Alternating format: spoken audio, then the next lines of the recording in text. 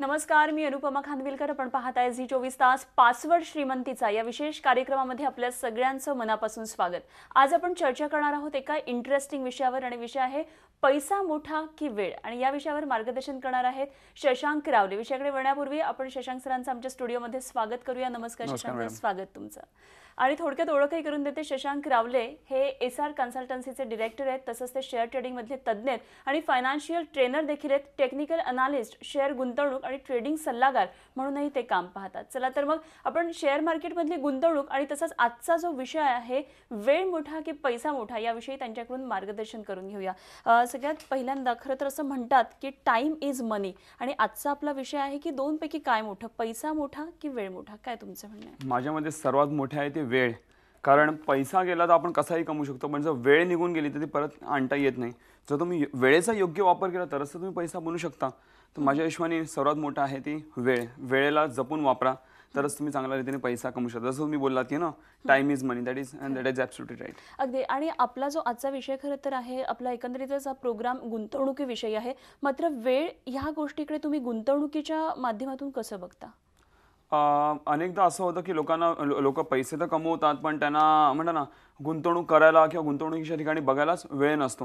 Let me tell you, आज मी अनेक माझे बिझनेसमॅन मित्र पाहिले आहेत किंवा इव्हन जे जॉब वगैरे करतात, नोकरी वगैरे, त्यांना देखील पाहिलं आहे. दिवसभर कामामध्ये गुंतून असतात आपल्या, ओके, आणि त्यांना ह्या आपल्या गुंतवणुकीकडे किंवा पैशाकडे बघायला वेळच नसतो की अरे मला वेळच नाही हे सगळ्याला बाबा ना, हे इन्व्हेस्टमेंट्सकडे बघायला किंवा या गुंतवणूक करायला किंवा ट्रेडिंग करायला काही इतर गोष्टी करायला मला वेळच नाही.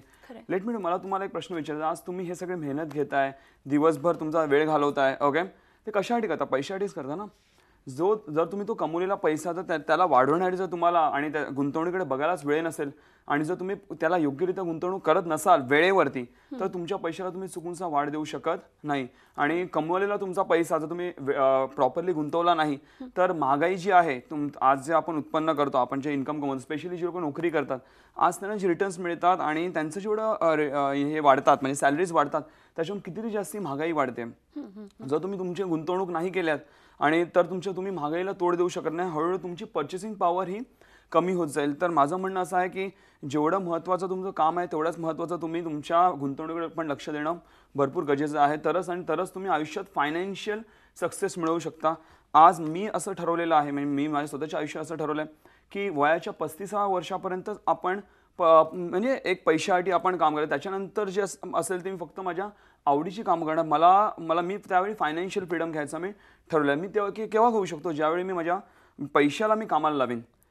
हां, ज्यावेळी आपण पैशाला आपल्या कामाला लावतो त्यावेळीच जाऊनच आपला पैसा आपल्यासाठी काम करतो. एक लक्षात घ्या, if you work for money no it will not help you, but let money works for you, then your life will be always be successful. असं माझं म्हणणं आहे. तर नक्कीच आपल्या गुंतवणुकीला लक्ष द्यावं. खरं. आणि तुमच्या बोलण्यातून एक महत्त्वाचा मुद्दा पुढे आला की आपण फक्त काम करत राहतो, मात्र त्याच्यातून जी कमाई होते त्याच्या बरोबर जी आपली जी इंटेग्रिटी हवी ती नसते. त्याच्यामुळे हा मुद्दा खूप तुम्ही महत्त्वाचा सांगितलात, वेळेचा आणि पैशांचा. मग योग्य वापर कसा करायचा?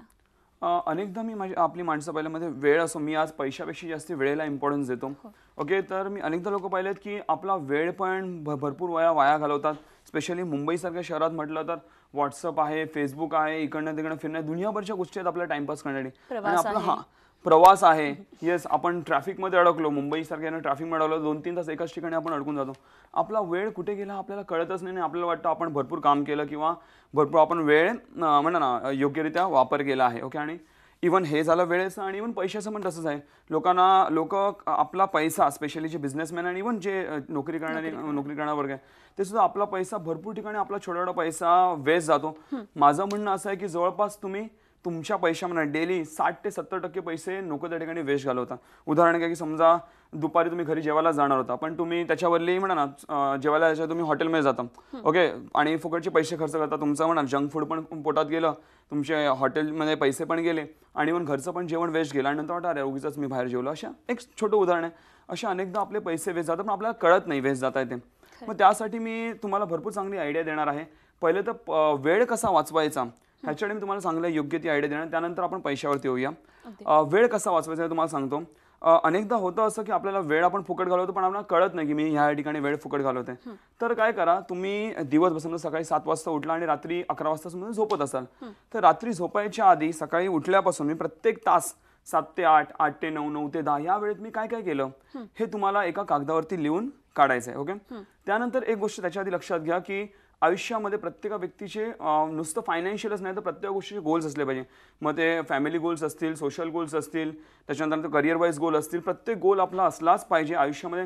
जर तुमच्या आयुष्यात ध्येय नसेल, एक गोष्ट लक्षात घ्या, जर तुमच्या आयुष्यात तुमची ध्येय नसतील ओके तर तुम्ही दुसऱ्यांच्या ध्येयासाठी आयुष्यभर काम करत राहाल. तर स्वतः ध्येय असली पाहिजे. आता तुमची एकदा ध्येय ठरली की बाबा मला कुठे पोहोचायचं आहे, त्यानंतर तुम्ही दिवसभर जो काय वेळ घालवता तुम्ही मॅच करायचं किंवा मी दिवसभरात जो वेळ घालवला प्रत्येक तास मी कुठे कुठे घालवला हा मी माझ्या गोल म्हणजेच माझ्या ध्येयाशी निगडीत मी घालवला की नाही घालवला. तुम्हाला कळेल तुम्ही 70 ते 80% वेळ हे ध्येयाशी निगडीत नव्हताच. मग उदाहरण घ्या की समजा आज मी सकाळी 7 ते 8 मी उठल्या वेळेला फक्त व्हॉट्सअपवरच 1 तास घालवला, ज्याच्यामुळे मला काही म्हणणं ना माझ्या ध्येयाशी निगडीत ते काही नव्हतं. आज घालवला, उद्या वेळ घालवला, परवा घालवला. चौथ्या दिवशी आपल्याला स्वतःच लाज वाटायला लागेल आणि चौथ्या दिवशी आपण ते चुकीचं काम सोडून देऊ आणि चौथ्या दिवशी आपण ते प्रोडक्टिव्ह काम करू जे आपल्या ध्येयाशी निगडीत असेल. आणि अशा प्रकारे तुम्ही तुमच्या वेळेचा चांगल्या रीती वापरू शकता. तुम्ही प्रोडक्टिव्हिटी तुमची वाढवू शकता. हा झाला वेळेचा प्रश्न. तशाच प्रकारे आपण पैशाचं देखील करू शकतो. पैशाचं असं आहे की आपण अनेकदा मी जसं म्हटलं की आपण नोकरीकडे पैसे वेस्ट करतो. तर आपण काय करायचं, रात्री सकाळी जे तुम्ही पॉकेटमधनं जे काही पैसे घेऊन जाता रात्री घरी गेल्यानंतर तुम्ही एका कागदावर लिहून काढायचं. तुम्ही भले तो 1 रुपया खर्च केला असो नाही तर 1000 रुपये खर्च केला असो, मी मग कुठे कुठे खर्च केले हे सगळे लिहून काढायचे. त्यानंतर हिशोब करायचं की बाबा मी हे खरोखर योग्य होतं का हे पैसे खर्च करणं. त्याच्यामुळे पण तुम्हाला कळेल की 60 ते 70% पैसे तुम्ही उगीच घालवले की जिकडे गरज नव्हती. लोकल ट्रेनमध्ये तुम्ही जाता अनेकदा काय काय वेगवेगळे असे अट्रॅक्टिव्ह आयटम घेऊन तुम्ही घेऊन त्यांच्या बोलण्यावर तुम्ही अडखळून तुम्ही घेऊन पण टाकता तेव्हा आयटम, पण नंतर घरी आल्यावर कळतं हे तर घ्यायची गरज नव्हती, मला उपयोगाचंच नाहीये. असे आपले भरपूर पैसे जातात. तर तुम्ही अशा प्रकारे तुमचे पैसे वाचवू शकता. आणि जर तुम्ही पैसे आणि वेळ योग्यरित्या वाढवत तेव्हाच जाऊन आपण पुढे जाऊन इन्व्हेस्टमेंटच्या गोष्टी करू शकतो. पैसे वाचवणं आणि वेळ वाचवणं भरपूर गरजेचं आहे. अगदी खूपच छान या टिप्स, अत्यंत मला वाटतं सगळ्या उपयोगी पडणाऱ्या या सगळ्या टिप्स आहेत. तुम्ही आता प्रोडक्टिव्हिटी हा शब्द वापरला, तर वेळेची आणि पैशाची उत्पादकता आपण कशा पद्धतीने आणखी वाढवू शकतो? पहिले तर मी वेळेची उत्पादकता बोलीन. जसं मी तुम्हाला आत्ताही म्हटलं की तुमच्या गोलशी निगडीत तुमचा वेळ पूर्ण गेला पाहिजे. ओके. त्यानंतर मी अनेकदा लोक पाहिलेली आहेत की म्हणा ना भरपूर लोक भला माणूस म्हणून असतात, म्हणजे दुसऱ्यांची मदत करण्याच्या मागे दिवसभर लागलेले असतात. तर ऑलवेज रिमेंबर, ठीक आहे दुसऱ्यांची मदत करावी पण आधी स्वतःची मदत करावी, त्यानंतर दुसऱ्याची मदत करायला जावी. जर तुम्ही आयुष्यावर भला माणूस बनून राहिला तर तुम्ही म्हणता ना आयुष्यामध्ये स्वतःची प्रगती नाही करू शकत. स्वतःला सांभाळून मग तुम्ही म्हणता ना दुसऱ्यांना वेळ द्या तरच तुम्ही वेळेचा योग्यरित्या वापरू शकता. हा झाला वेळेचा प्रकार. त्यानंतर आपला जो मेन कारण पैशा रिलेटेड, तर पैशाबद्दल मला सांगायला आवडेल की अनेकदा आपण जे पैसे कमवतो आपण banks, mutual fund, insurance, FDs मध्ये वगैरे इकडे आपण पैसे गुंतवून ठेवतो. तर माझं म्हणणं असं ह्या ठिकाणी हे सगळे एजंट्स आहेत ज्यांना आपण पैसे देतो, ह्या ठिकाणी आपल्या पैशाला वाढ मिळत नाही हो. तर तुम्हाला आणि हे सगळे रिटर्न्स जे आहेत म्युच्युअल फंड्स तर बाकी सगळे आपल्याला महागाईपेक्षा किती कमी दराने आपल्याला रिटर्न्स देतात. तर तुमच्या पैशाची जर तुम्हाला प्रोडक्टिव्हिटी वाढवायची असेल तर तुम्हाला योग्यरित्या गुंतवणूक केली पाहिजे. अशा ठिकाणी गुंतवणूक केली पाहिजे ज्यामध्ये महागाईला बीट करून तुम्हाला त्याचे रिटर्न्स येतील. आता आम्ही आमच्या प्रशिक्षणामध्ये महागाई किती वाढते ह्याचं पूर्णच आम्ही कॅल्क्युलेशन देतो. त्यानुसार मग तुम्ही तुमची गुंतवणूक करू शकता आणि डेफिनेटली मग तुम्ही तुमच्या पैशाची प्रोडक्टिव्हिटी अशा रीतीने वाढवू शकता जर ती महागाईला बीट करत असेल तर. अगदी. आणखी एक महत्त्वाचा प्रश्न, जसं मगाशी आपण वेळेविषयी आणि एकंदरीतच आर्थिक ह्याच्याविषयी बोलत होतो, पैसा बरेच वेळा व्यर्थही खर्च होतो असं आपल्या बोलण्यामध्ये आलं. मात्र स्टँडर्ड ऑफ लिव्हिंग नावाचा एक प्रकार असतो, तर तो कशा पद्धतीने असावा? कारण बरेचदा आपण बघतोय की स्टँडर्ड ऑफ लिव्हिंग मेंटेन करण्यासाठी सुद्धा पैसा बराच खर्च होतो. अनेकदा मी लोक पाहिलेत की शोबाजी भरपूर करतात, म्हणजे बाजूवाल्यांनी गाडी घेतली, बाजूवाल्यांनी हे घेतलं ते घेतलं म्हणून मी घेतोय. माझं म्हणणं असं असं करत राहिलात उद्या जर तुम्ही देवना करून प्रॉब्लेममध्ये आला ते बाजूवाले मदत करायला येत नाही, कोणीच मदत करायला येत नाही आपल्याला. शेवटी स्वतःला स्वतःचीच मदत करावी लागते. तर तुम्हाला ज्या गरजा आहेत तेवढाच तुम्ही ठेवा. दुसरे घेत आहेत म्हणून त्यानुसार जाऊ नका तुम्ही. जे पहिलं तर मी 2 गोष्टी मी सांगेन, एक तर नोकरी करणारे वर्ग आणि एक बिझनेस करणारे. पहिलं तर नोकरी करणाऱ्या वर्गाबद्दल मी सांगेन. जी लोक नोकरी करतात त्यांनी असं करावं की आपण जो आपला इन्कम आहे त्याच्या मॅक्झिमम 60 ते 70% आपला स्टँडर्ड ऑफ लिव्हिंग ठेवावं, तरच तुम्ही आयुष्य सस्टेन करू शकता. मी असं पाहिलं की आता समजा एखाद्या व्यक्तीचं इन्कम आहे 20,000 रुपये, तो बरोबर आपले खर्च पण 20,000चे आणून ठेवतो. म्हणजे तो लोन घेणार, हे घेणार, ते घेणार, खर्च वाढवणार. 20,000 देऊ ना करू. उद्या जाऊन सॅलरी लेट आली किंवा नोकरी गेली किंवा काही प्रॉब्लेम आला आयुष्यात, ते लगेच किंवा अचानक मोठे खर्च आले, अनसर्टन खर्च आले लाईफमध्ये, तर जे अचानक आयुष्यामध्ये डगमगून जातात. तर हे करायचं नाही. आपलं स्टँडर्ड ऑफ लिव्हिंग लो ठेवा. ओके, जेवढं आपलं इन्कम आहे त्याच्या स्टँडर्ड ऑफ लिव्हिंग लो ठेवा, तुमचं आयुष्य भरपूर स्मूथली जाईल. हे नोकरी करण्यासाठी. आणि जे बिझनेस करतात, आता बाकीच्यांचं तर मला माहिती नाही, पण मी स्वतः एक गोष्ट पाळतो. माझा जो इन्कम आहे त्याच्या फक्त 20 ते 25% म्हणजे स्टँडर्ड ऑफ लिव्हिंग ठेवलेली आहे. आज तुम्हाला माहिती आहे बिझनेसचा इन्कम हा फ्लक्च्युएटिंग असतो, वर खाली होत असतो. मला सांगा दर महिन्याला फ्लक्च्युएट होऊन किती होईल? 10, 20, 15, 20, 10, 20, 30, 40, 50, 60% होईल. त्याच्याहून जास्त फ्लक्च्युएट होईल का इन्कम? नाही होणार आहे. मग मी समजा 20-30%च माझं स्टँडर्ड ऑफ लिव्हिंग ठेवलंय, तर इन्कम किती फ्लक्च्युएट झाला तरी पण मी चांगल्या रीतीने आयुष्यामध्ये सस्टेन होऊ शकतो. आणि मग ते माझे पैसे वाचवून, आता माझं स्टँडर्ड ऑफ लिव्हिंग कमी आहे, माझे खर्च पण कमी असणार. मग मी ते पैसे वाचून योग्यरित्या गुंतवणूक करू शकतो. मे बी तेव्हा माझ्या व्यवसायाची गुंतवणूक असो किंवा इतर गुंतवणूक असो, जसं शेअर बाजार आहे, प्रॉपर्टी आहे, गोल्ड आहे, या ठिकाणी गुंतवणूक असो, तिकडे ठेवून माझ्या पैशाला आणखीन चांगल्या रीतीने मी वाढ देऊ शकतो. आपलं स्टँडर्ड ऑफ लिव्हिंग मी नाही म्हणत एकदम कमी ठेवा, पण लिमिटेड असणं फार गरजेचं आहे. तरच आपण आयुष्यामध्ये स्मूथली सस्टेन होऊ शकतो. अगदी खरं आहे. आणि मला असं वाटतं की आर्थिक ध्येय ठरवणं, वेळेवर ठरवणं हे सुद्धा महत्त्वाचं आहे. आणि ह्याच मुद्द्यावर मला तुमच्याकडून जाणून घ्यायचं. तसंच आपल्या कार्यशाळा, ज्या सरांच्या कार्यशाळा खूप इम्पॉर्टंट असतात, त्याविषयी आपण माहिती जाणून घेणार आहोत. आपल्याला माहितीच आहे गुंतवणूक विशेष हा कार्यक्रम आहे. आणि आपण आजचा विषय अत्यंत इंटरेस्टिंग आहे, पैसा मोठा की वेळ मोठा. आणि या विषयावर आपल्याबरोबर चर्चा करण्यासाठी आज शशांक रावले सर आहेत. नेहमीप्रमाणेच आपल्याबरोबर ते मार्गदर्शन करण्यासाठी या स्टुडिओमध्ये आहेत. पुन्हा एकदा चर्चेकडे वळते. मगाशी आपण आर्थिक ध्येय, त्यानंतर वेळ कसा वाचवावा, ध्येय ठरवताना ते नेमकं कशा पद्धतीने ठरवलं पाहिजे आणि ते अंमलात आणणं कितपत महत्त्वाचं आहे? जसं की म्हटलं की अनेकदा आता मी फायनान्शियल प्लॅनर्स पण बघतो, ते फायनान्शियल प्लॅनिंग तर करतात, पण त्यांच्याकडे किती महागाई वाढणार आहे ह्याचं त्यांच्याकडे कॅल्क्युलेशनच नसतं. कारण ते त्यांना कुठल्याही पुस्तकामध्ये शिकवलेलंच नसतं. तर पहिलं तर हे आपल्याला जाणून घेणं भरपूर गरजेचं आहे. आजच्या डेटमध्ये तुम्ही फायनान्शियल प्लॅनिंग करत असाल तर आपण एक पुढच्या 20-25 वर्षाची प्लॅनिंग करतो, राईट? तर त्यानुसार जसं मी तुम्हाला म्हणालो, आमच्या कार्यशाळेत तुम्हाला किती महागाई वाढणार आहे ह्याचं पूर्ण कॅल्क्युलेशन परफेक्टली जातं. त्यानुसार तुम्ही मोठं ध्येय म्हणजे 20 वर्षानंतर मला कुठले वेळे खर्च येणार आहेत ह्याचं पूर्ण तुम्ही डिटेल्स काढायचे. त्याच्यामध्ये आम्ही 2 भागांमध्ये डिवाइड करतो. आता होतं असं अनेकदा की जे फायनान्शियल प्लॅनर आहेत ते म्हणतात ना भरपूर किचकट करून टाकतात. फायनान्शियल प्लॅनिंग एवढी किचकट करतात की लोक म्हणतात जाऊ दे बाबा, त्यापेक्षा मी माझं जे होतं तेच बरोबर चाललं, आणि ते त्याच्याकडे लक्षच येत नाही. म्हणून मी सोप्यारीत्या तुम्हाला सांगतो फायनान्शियल प्लॅनिंग कशी करावी. 2 भागांमध्ये डिवाइड करावं आपले फायनान्शियल. पहिल्या ज्या आहेत त्या बेसिक गरजा आणि दुसऱ्या आहे ते लक्झरियस गरजा. बेसिक गरजामध्ये काय काय येतं सांगतो तुम्हाला मी. तुमचं रिटायरमेंट फंडमध्ये तुमचं म्हणा खाण्यापिण्याचा खर्च, रोजचा खर्च हे सगळं इन्क्लूड होतं. ओके. त्याच्यानंतर तुमचे मेडिकल एक्सपेन्सेस हे सुद्धा इन्क्लूड झालं पाहिजे. आणि त्याच्यानंतर मग तुमचं मुलं मोठी होतील तर त्यांच्या मुलांचा एज्युकेशनचा खर्च आणि त्यांचा लग्नाचा खर्च, हे 4 मेन खर्च ज्याची आपल्याकडे तरतूद त्याची सोय आपल्याकडे असलीच पाहिजे. ओके. हे झाले बेसिक गरजा. त्यानंतर मग लक्झरियस मध्ये तुम्ही काही टाकाव. म्हणजे तुम्ही म्हणता ना फॉरेन ट्रिप पाहिजे, मला मोठी गाडी पाहिजे, मला डोनेशन करायचं, फार्म हाऊस पाहिजे, काय जे मनात येईल ते. पण माझं एक म्हणणं आहे की जेवढी तुमची कॅपॅसिटी आहे तेवढी स्वप्न बघावी. ओके. आणि जर तुम्ही जास्ती मोठी स्वप्न बघत असाल तर तेवढे जास्त तुम्हाला रिस्की ॲसेट्समध्ये पैसे टाकावे लागतील. तर ते माझ्या आयुष्याने असं करू नये लोकांनी. आयुष्यामध्ये कधीही कॅल्क्युलेटेड रिस्क घ्यायला शिका, तरच तुम्ही जे तुमची ध्येय आहेत फायनान्शियल ध्येय तुम्ही योग्यरित्या साध्य करू शकता. मग आता काय करायचं आपल्याला की आता बाबा मला 20 वर्षानंतर हे जे मेन ज्या 4 गोष्टी आहेत ज्या तुम्हाला सांगितलं, एवढा खर्च. उदाहरण घ्या की मला मेडिकल एक्सपेन्सेस येणार आहेत 4-5 लाख समजा येणार असतील. ओके. त्याच्यानंतर आजच्या नुसार म्हणजे आजच्या डेटनुसार आपण पहिलं काढायचं कॅल्क्युलेशन. बाबा आज मला किती लागेल. आज जर मी रिटायर झालो तर मला 4-5 लाख समजा मेडिकलसाठी लागतील. त्याच्यानंतर मग माझा रिटायरमेंट खर्च समजा 15 लाख असेल उदाहरण घ्या. त्याच्यानंतर मुलाच्या लग्नाचा खर्च 10 लाख आणि एज्युकेशनचा खर्च 10 लाख. असं करून जवळपास एक 40 लाख आपण डोक्यात ठेवू शकतो. आज समजा 40 लाख लागतात तर पुढच्या 20 वर्षांनंतर लेट मी टेल यू, दर 20 वर्षांनंतर तुमच्या खर्चापुढे 1 शून्य वाढतो. ओके. हां, दर 20 वर्षानंतर. तर मग तुम्हाला पुढच्या 20 वर्षांत जवळपास लागतील किती, 4 करोड. भरपूर मोठी अमाऊंट वाटते रे बापरे, 4 करोड जमा करायचे. ती आत्ता भलेही मोठी वाटते पण 20 वर्षांत तुम्हाला 4 करोड आजच्या 40 लाखासारखे असतील तुमच्यासाठी. ओके.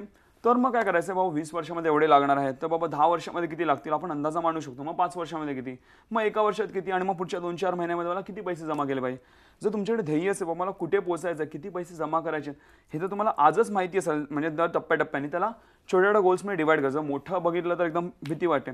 तर त्याच्यानुसार मग तुम्ही इझिली ते टप्पे पार करू शकता. तुम्हाला माहिती आहे कुठे पोहोचायचं आहे, त्यानुसार तुम्ही तुमच्या योग्यरित्या गुंतवणूक करू शकता. जे आमचं एक फायनान्शियल सेशन असतं त्यामध्ये आम्ही सगळं शिकवतो की बाबा तुम्ही तुमचे गुंतवणूक योग्यरित्या करून ते जे तुमचे गोल्स आहेत शॉर्ट टर्म आणि लॉंग टर्म फायनान्शियल गोल्स, ते कशा रीतीने अचीव करू शकता आणि कुठे कुठे गुंतवले पाहिजे, याच्यावर आम्ही पूर्ण ते योग्यरित्या ज्ञान त्याच्यामध्ये देतो.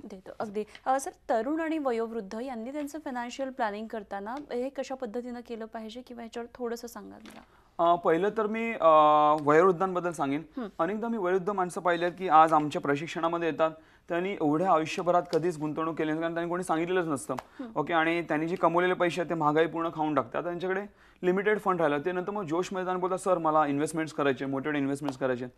तर मला सांगायला आवडेल, समजा एखादी व्यक्ती आहे, सिनियर सिटीजन समजा असेल ती 60 वर्षाची व्यक्ती, तर 100 मायनस युअर एज म्हणजे किती होतं, 40. मॅक्झिमम 40%, मॅक्झिमम बोलतो, मॅक्झिमम 40% आपले पैसे ते रिस्की ॲसेट्समध्ये ते टाकू शकतात. रिस्की ॲसेट म्हणजे इक्विटी किंवा इव्हन बाकीच्या गोष्टी आहेत. समजा इव्हन म्युच्युअल फंडमध्ये जात असेल तर ते रिस्की ॲसेट आहे थोडे, त्याच्यामुळे टाकू शकता मॅक्झिमम 40%. आणि जसं तुमचं वय वाढत जातं त्यावेळी आपली म्हणा ना उत्पादनता क्षमता आपली ना जी आपली कमी असते. कमी असते. त्यावेळी जर आपल्याकडनं आपले अचानक पैसे गेले तर आपण कमवू शकत नाही. त्यामुळे तुम्ही कमीत कमी पैसे गुंतवा, कारण ते जे वय असतं ते पैसे गुंतवायचं नसतं, पैसे काढायचं असतं. तर त्यावेळी एवढे लिमिटेड पैसे टाका की त्यामुळे ना तुमचा म्हणजे आज रिटायर झालेला व्यक्ती म्हणा ना एम्प्टी माइंड्स डेव्हिल्स वर्कशॉप किंवा घरी बसल्या बोरा तुम्ही ट्रेडिंग किंवा गुंतवणूक करून चांगले थोडेफार लिमिटेड चांगले पैसे पण कमवू शकता आणि तुमचा वेळ पण वाया जात नाही. You can convert your time into. तरुणांनी करताना एक्झॅक्टली याचा अपोजिट करावा. आपण कार्यशाळेविषयी मला तुमच्याकडून जाणून घ्यायचंय. आपण एका इंटरेस्टिंग विषयावर बोलतोय, तो म्हणजे पैसा मोठा की वेळ मोठा. आणि या विषयावर मार्गदर्शन करण्यासाठी आपल्या बरोबर आहेत शशांक रावले. आपण इतका वेळ कसं नेमकं वेळेचं नियोजन कसं करायचं, आर्थिक नियोजन कसं करायचं, वयाप्रमाणे कसं करायचं या विषयावर बोललो. पण हे शिकायचं कुठे हे आपण आता जाणून घेणार आहोत, कारण शशांक रावले सर याच विषयावर कार्यशाळा सुद्धा घेतात. काय सांगाल कार्यशाळांविषयी? हे प्रशिक्षण नेमकं कुठे मिळेल? संपूर्ण महाराष्ट्रातले प्रेक्षक वाट पाहतात त्याचे. पहिल्यांदा सांगेन ह्याच्या प्रशिक्षणामध्ये काय काय आम्ही देतोय थोडक्यात तुम्हाला सांगतो. पहिलं ट्रेडिंग आणि गुंतवणूक करून तुम्ही चांगल्या रीतीने योग्यरित्या कसे पैसे कमवू शकता, आणि ज्यांना गुंतवणूक करायची ते गुंतवणूक पण करू शकता. आणि इव्हन ट्रेडिंग आता फुल टाइम पार्ट टाइम म्हणजे ट्रेडर देखील आहेत जे डेली चांगल्या रीतीने म्हणजे लाखभर रुपये टाकले दिवसाला 3-4 हजार रुपये, किंवा जर 10-20 हजार रुपये टाकले दिवसाला 700-800 रुपये सहजरित्या निघतात तुम्ही ट्रेडिंग वगैरे करून. ते कशा प्रकारे करायचं की एखाद्या बेरोजगार व्यक्तीला पण रोजगार भेटो, किंवा तुम्हाला तुमच्या कामावरती तुम्ही एक्स्ट्रा काम करून देखील पैसे कमवू शकता आणि तुमचा वेळेचा वापर पैशामध्ये कन्वर्ट करण्यासाठी वापरू शकता, जो की आपला आजचा विषय आहे. ओके, आणि सेकंडली या कार्यशाळा कुठे कुठे होणार आहे तुम्हाला मी थोडक्यात सांगतो. उद्या जी आपली कार्यशाळा होणार आहे ती होणार आहे दादरमध्ये. ओके, दादरमध्ये कुठे होणार आहे तुम्हाला त्याचा ॲड्रेस सांगतो का, कारण लगेच उद्यावरच आहे, तर कदाचित आमचे SMS तुम्हाला पोचायला मे बी लेट झाला. तुम्ही डायरेक्टली विचारा, तुम्ही दादर वेस्टला आल्यानंतर कोणालाही विचारा, जनता मार्केट जवळ झारपकर बिल्डिंग कोणालाही विचारा. झारपकर बिल्डिंगमध्ये पहिल्या माळावरती कृष्णा जेजूरकर क्लासेस आहेत, त्याच्यामध्ये 202 रूम नंबरमध्ये आपलं हे सेमिनार आहे. उद्या संध्याकाळी 6:15 आपलं हे सेमिनार आहे, तर तुम्ही त्यासाठी येऊ शकता. त्याच्यानंतर बाकीचे सेमिनार्स आहेत सोमवारी म्हणजेच 10 तारखेला आपला सेमिनार आहे तो पुण्यामध्ये आहे, ज्याचे डिटेल्स तुम्हाला SMS मध्ये येतीलच. ओके, त्याच्यानंतर तो आपला नेक्स्ट सेमिनार आहे तो आहे 13 तारखेला, जो की गुरुवार आहे, तो ठाण्यामध्ये आहे. आणि त्याच्यानंतर पुढच्या सोमवारी म्हणजे 17 तारखेला आपला नाशिक इथे सेमिनार आहे, नाशिकमध्ये आहे. ह्याचे डिटेल्स जर तुम्हाला पूर्ण माझ्या स्क्रीनवर तर तुम्हाला येत असतील डिटेल्स, आणि प्लस इव्हन आमचे नंबर्स फ्लॅश होते तुम्हाला, त्याच्यावरती फक्त एक मिस कॉल मारून सोडा किंवा SMS वगैरे आम्हाला SMS व्हॉट्सअप वगैरे काही करा. तुम्हाला उद्या किंवा परवापर्यंत, उद्या दुपारपर्यंत तुम्हाला सगळे वेन्यूजचे डिटेल्स येतील. त्यातनं तुम्ही कुठलीही कार्यशाळा अटेंड करू शकता आणि याचा लाभ घेऊ शकता. अगदी. आणि सर्वात महत्त्वाचं सांगण्याची गोष्ट म्हणजे ही जी कार्यशाळा आहे ती मोफत आहे, कुठल्याही रजिस्ट्रेशनची सुद्धा गरज नाहीये. त्यामुळे आपण फक्त दिलेल्या नंबर्सवर SMS करा किंवा मिस कॉल करा आणि थेट तुम्हाला सगळे जे कार्यशाळा आहेत त्याचे डिटेल्स मिळतील, जसं आत्ता शशांक सरांनी सांगितलं. सर, या कार्यशाळांविषयी आणखी तुम्हाला काही माहिती द्यायची असेल तर जरूर द्या. सांगायला आवडेल की फक्त ही ट्रेडिंग रिलेटेड नाही, तर तुम्हाला even investment not only share बाजार, पण इव्हन बाकी इन्व्हेस्टमेंट्स आपण कुठे कुठे करावी, मध्ये गोल्ड असो, प्रॉपर्टी असो, म्युच्युअल फंड असो, बँकिंग असो, इन्शुरन्स असो, काही असो, कुठे आपण चुका करतो आणि कुठे गुंतवणूक करा ह्याच्याबद्दल पण माहिती दिली जाते. शेअर बाजार तर पूर्ण बेसिक्स आम्ही कव्हर करतो, म्हणजे ज्या व्यक्तीला शून्य नॉलेज आहे, काहीच माहीत नाही, ते देखील इकडे येऊ शकतात. त्यांना पूर्णरित्या योग्यरित्या त्यांना त्याच्यामध्ये ज्ञान मिळेल. आणि लास्टली आपण कुठे कुठे चुका करतो आपल्या रिअल लाईफमध्ये, गुंतवणूक करताना इव्हन बाकी सगळ्या गोष्टी करताना कुठे चुका करतो ह्याचं तुम्हाला योग्य ते ज्ञान मिळेल आमच्या सेशनमध्ये. तुम्हाला फॉर शुअर तुम्हाला नक्की येते आमचं सेशन फारच आवडेल. अगदी. सर, खूप खूप धन्यवाद, कारण आजचा हा टॉपिक खूपच छान होता आणि खूप ह्या छोट्या छोट्या टिप्स होत्या, त्याचा निश्चित सगळ्यांना उपयोग होईल. असं तुम्ही आलात त्याबद्दल खूप खूप धन्यवाद. आणि यानंतर 5व्या श्रीमंतीच्या विशेष कार्यक्रमामध्ये आपण इथेच थांबतोय. पाहत रहा झी24 तास आणि रहा एक पाऊल पुढे. झी 24 तास रहा एक पाऊल पुढे.